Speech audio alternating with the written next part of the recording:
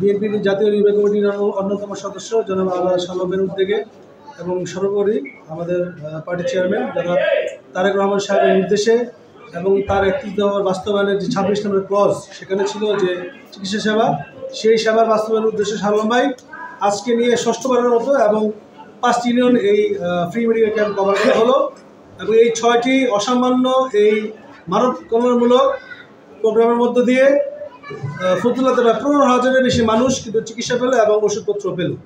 আমি বলবো যে নারায়ণগঞ্জ 4 আসনের ইতিহাসে এবং সামগ্রিক নারায়ণগঞ্জ জেলার ইতিহাসে এত বড় মানব কল্যাণমূলক প্রোগ্রাম বা কর্মসূচি হয়েছে কিনা আমার আসলে জানা নাই। তো শাহ আলম ভাই কিন্তু এই ধরনের মানবিক এবং সামাজিকমূলক কল্যাণ যে কর্মসূচি এগুলো কিন্তু নতুন কিছু নয়। উনি ওনার পরিবারের তরফ থেকে এবং ওনার ব্যক্তিগত তরফ থেকে জান্নাহ ওয়েলফেয়ার ফাউন্ডেশন এবং আফিয়া জালাল ফাউন্ডেশনের মাধ্যমে প্রায় 20 বছর যাবৎ ফতুল্লা সহ অত্র এলাকায় অনেক নানামুখী সামাজিক কার্যক্রম পরিচালনা করে আসছে।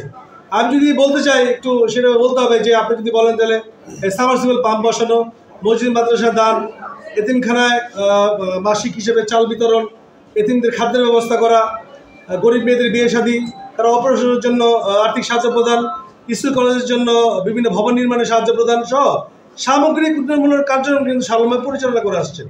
তো আমরা আশাবাদী ইনশাল্লাহ বর্তমান যে জেনারেশন এবং আমাদের ভবিষ্যৎ যে প্রত্যয় সেটা হচ্ছে যে এরকম সমাজ কল্যাণমূলক মুখী এবং মানব কল্যাণমুখী মানুষ কিন্তু রাজনীতির জন্য খুব বেশি প্রয়োজন।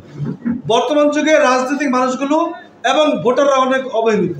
এই অবহেলিত এবং বিশেষ করে আজকে বক্তব্য অঞ্চল যদি আমরা বলি, এটি নদীবিধৌত অবহেলিত অঞ্চল। এখানে যোগাযোগের অন্যতম মাধ্যম হচ্ছে নদীপথ। স্বাভাবিকভাবে এই এলাকাটি অন্যান্য অঞ্চল থেকে ফতুল্লার থেকে কিছুটা পিছিয়ে আছে। এই জায়গায় এত বড় একটা অনুষ্ঠান করাও একটি বিশাল ব্যাপার। সুতরাং বলবো এরকম জনবিরোধী মানবকল্যাণমূলক নেতা যারা সমাজের জন্য কাজ করতে চান, ভবিষ্যতে সকল রাজনৈতিক দল যাতে এই ধরনের মানুষকে নমিনেশনভাবে মূল্যায়ন করে। এবং আমরা প্রত্যাশা করব যে বিএনপি এবং হাইকমান্ড শাহ আলম ভাইয়ের অতীত কর্মকাণ্ড বিবেচনায় এবং তার সকল রাজনৈতিক এবং সামাজিক কর্মকাণ্ড বিবেচনা ইনশাল্লাহ সামনে ওনার ব্যাপারে ওনার পজিটিভ সিদ্ধান্ত নেবেন এই আশা ইনশাল্লাহ। ধন্যবাদ।